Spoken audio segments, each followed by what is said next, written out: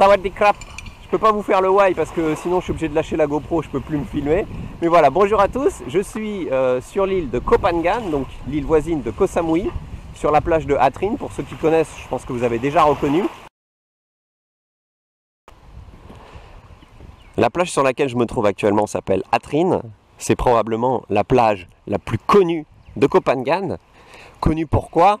Parce que tous les mois, au moment de la pleine lune, vous avez la fameuse Full Moon Party, qui est probablement l'une des fêtes sur la plage les plus connues de la planète.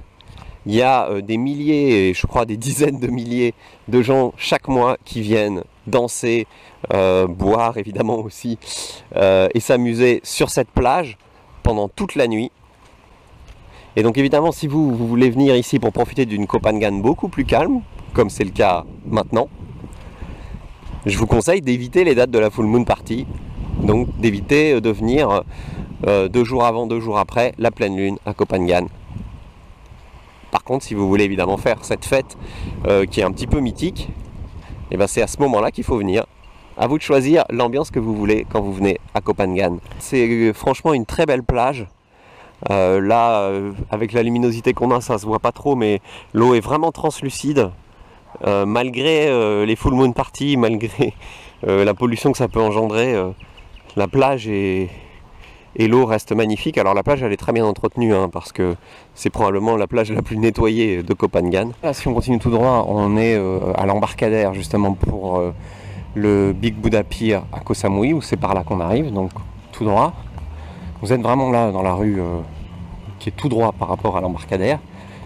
Et vous avez ici tout ce qui s'appelle hostel, notamment le Mickey Hostel. Vous voyez, c'est des dortoirs, on voit les photos là. Le Jenny Hostel, tout ça c'est des dortoirs. Le Dancing Elephant, là, donc je tourne à gauche là. Mickey Hostel, bon là c'est fermé parce qu'on est en basse saison, il n'y a pas de full moon. Le Dancing Elephant, ça fait partie des hôtels avec dortoirs assez réputés entre guillemets. Alors je ne peux pas vous donner les prix parce que je ne les connais pas exactement.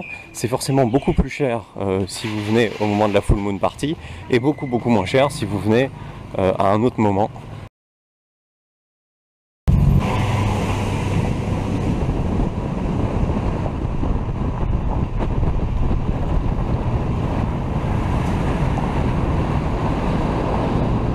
J'ai choisi un hôtel qui est proche du Wat Khao Tham, un petit temple perché dans la montagne qui offre une jolie vue sur Koh Phangan. Et puis c'est un temple que je trouve assez charmant. Architecturalement pas le plus beau temple, mais c'est un temple qui a une atmosphère que j'aime bien. Alors je vous emmène le visiter. Et moi j'y vais à pied. J'ai choisi l'hôtel justement pour pouvoir y aller à pied en n'étant pas trop loin. D'après mon GPS, j'en ai que pour 19 minutes de marche. Et il faut que je commence par turn right. Allez, à droite. Mais je savais où c'était, je suis déjà venu, madame. Donc à Koh Phangan, vous avez des voitures bleues, ou plutôt des Songteo bleu marine, qui parcourent donc l'île de Tong Sala, qui est le port en général où on débarque, jusqu'à Hatrin. Vous voyez, ça c'en est une.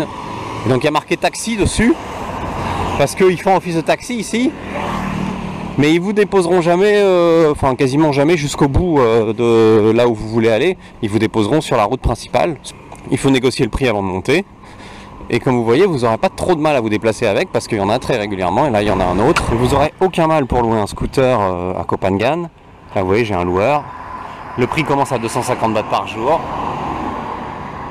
Donc vraiment aucun mal, il y en a vraiment partout des loueurs de scooters. La seule petite chose quand même, c'est que très sincèrement, si vous n'êtes pas habitué à conduire un scooter, j'allais dire sur des routes de montagne, etc., il y a quand même une partie de l'île qui n'est pas évidente si vous n'êtes pas très à l'aise sur la conduite d'un scooter. Et la partie dont je vous parle, en fait, elle est entre Bantai et Hatrin. Alors je continue mon explication pour rejoindre le Wat Khao Tham. Pour ceux qui veulent éventuellement le faire à pied ou en moto, le carrefour il est en face du Casa Tropicana ou au niveau du Tanita Spa and Beauty qui est là, Tanita Spa and Beauty. Et vous avez donc ici la pancarte qui vous dit qu'il faut tourner pour aller au Wat Khao Tham et que le Wat Khao Tham se trouve à 1 km. Vous pouvez bien évidemment aussi venir et vous faire déposer à l'intersection que je viens de vous montrer avec les voitures qui parcourent l'île, là les fameux Songteo bleus. Je me souviens plus la dernière fois si j'étais venu avec le vélo, parce qu'en fait la dernière fois que j'étais venu, j'avais loué un vélo pour parcourir un peu l'île. Et je pense que j'étais venu ici. J'avais dû laisser mon vélo en bas de la montée finale. Je sais plus. Je pense que j'avais dû monter à pied en poussant mon vélo. Si j'en crois mon GPS, j'ai plus que 120 mètres de montée à faire. Mais ça va probablement être les plus durs. Donc en fait c'est très facile, hein. Vous restez, vous prenez pas les chemins évidemment. Vous restez sur la petite route cimentée. Donc là c'est le parking du Wat Khao Tam. Si vous venez normalement en scooter, etc., c'est là que vous devez vous garer. Et le Wat Khao Tam, il est à 50 mètres. Je touche au but. Voilà, donc là j'arrive dans le temple. Donc voilà, j'arrive. Alors c'est un temple où il y a aussi des retraites de méditation qui se font assez régulièrement. Et apparemment, le chien n'est pas commode, donc ils vous fournissent des bouts de bois pour le chien. Alors je vais en prendre un.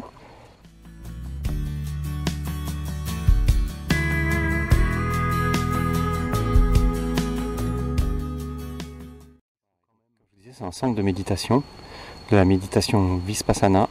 Ça se tient tous les mois, du 10 au 20. Moi j'aime beaucoup ce temple à Koh Phangan. Il n'y en a pas énormément des temples à Koh Phangan de toute façon. Mais celui-ci il est vraiment sympa. Il y a une sérénité qui se dégage. C'est effectivement un endroit idéal je pense pour faire de la méditation.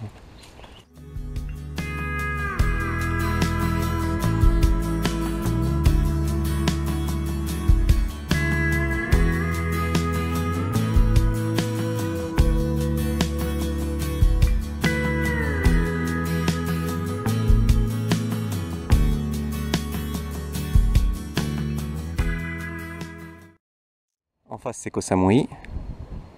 Là vous avez la vue sur Ban Thai.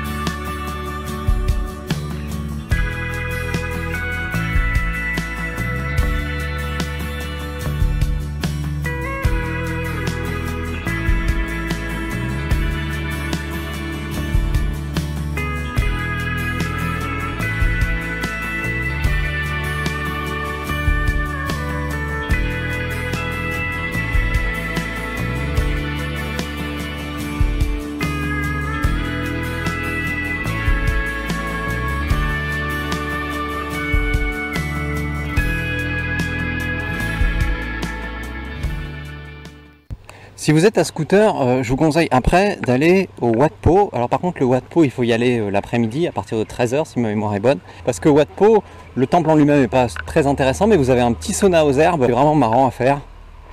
Donc voilà, moi à pied j'en ai pour 31 minutes. Enfin, non pardon, 28 minutes. Mais vous en voiture on en est pour 6 minutes. En scooter pareil. Vous voyez, je vous disais ici aussi à Koh Phangan, il y a une production de noix de coco. Et puis là, visiblement, ça travaille. Ça va les crapes?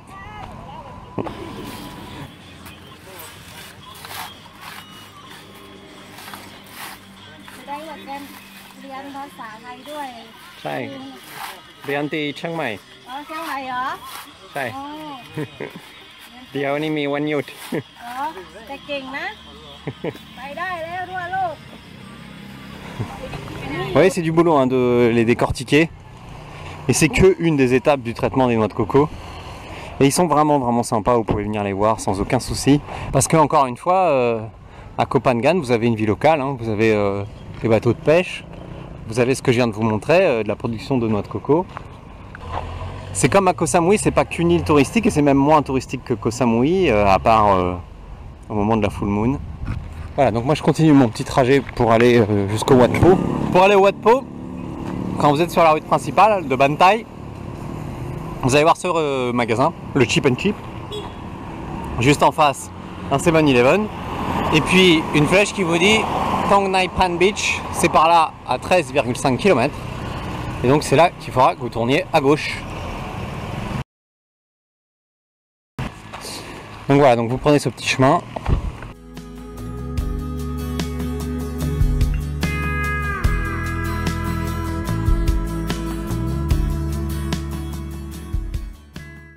Voilà.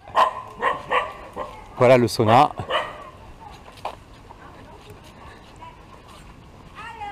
Hello.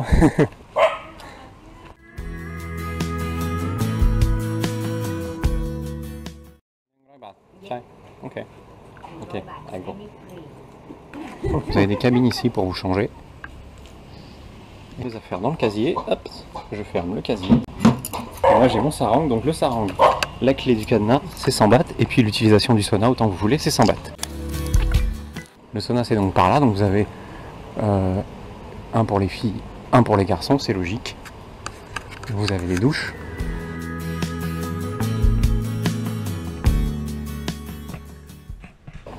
Me voilà sorti, alors évidemment j'ai de la buée sur les lunettes. Mais vraiment c'est sympa. Et puis franchement pour 100 bahts, ce qui est l'équivalent de 2,50 €, c'est vraiment bien. Et alors à 3 minutes à pied, vous avez le Yang Nai Yai Tree. Alors je vais aller le voir parce que lui la dernière fois que je suis venu par ici, je l'ai zappé.